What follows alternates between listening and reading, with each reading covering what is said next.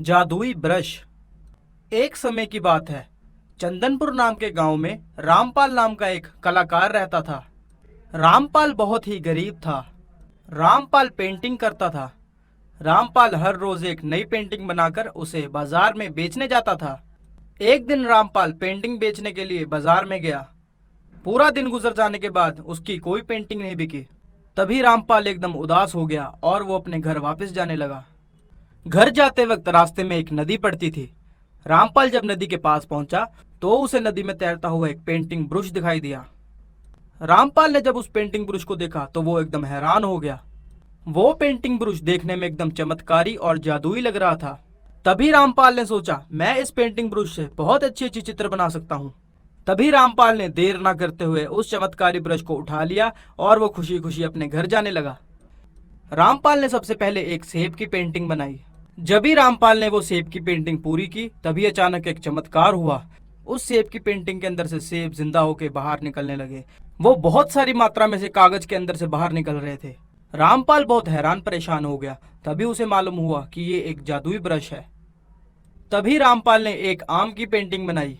देखते ही देखते उस पेंटिंग के अंदर से आम एक एक करके बाहर निकलने लगे। तभी रामपाल को एक आइडिया आया। तभी उसने सोने के सिक्के की पेंटिंग बनाई। तो क्या था, देखते ही देखते सोने के सिक्के भी पेंटिंग के अंदर से बाहर निकलने लगे। रामपाल बहुत खुश हो गया। इस तरह रामपाल बहुत अमीर हो गया। उसने बहुत सारा धन इकट्ठा कर लिया। रामपाल के घर के आसपास रहने वाले लोगों को बहुत अजीब लगने लगा। पड़ोसियों को लगता था रामपाल के धनवान होने के पीछे कोई ना कोई गड़बड़ जरूर है। इस रहस्य को जानने के लिए एक पड़ोसी एक दिन रामपाल के घर की पिछली खिड़की के पास आया और उसने खिड़की के अंदर से झांक कर देखा।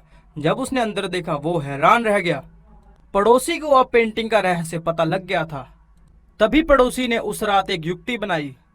उसी रात पड़ोसी ने रात के अंधेरे का फायदा उठाकर रामपाल के घर के अंदर घुसना चाहा। वो रामपाल के घर के अंदर चोरी चोरी आ गया और रामपाल के घर के अंदर से वो जादुई पेंटिंग ब्रुश लेके चला गया। पड़ोसी वो जादुई पेंटिंग ब्रुश उठा के ले गया और घर पहुंचते ही उसने एक कुत्ते का पेंटिंग बनाया।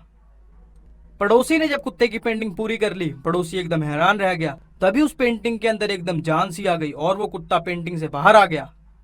उसे अपनी आंखों पे एकदम भरोसा नहीं हो रहा था। तभी क्या था, देखते ही देखते वो कुत्ता उसके पीछे पड़ गया और उसे काटने लगा।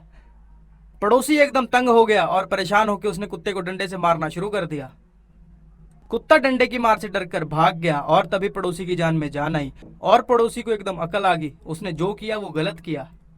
अगले दिन उसके पड़ोसी ने रामपाल को उसका जादुई ब्रश वापस कर दिया। तो दोस्तों, हमें इस कहानी से क्या शिक्षा मिली? हमें कभी भी लालच नहीं करना चाहिए और दूसरों की चीज पे कभी हक नहीं जताना चाहिए।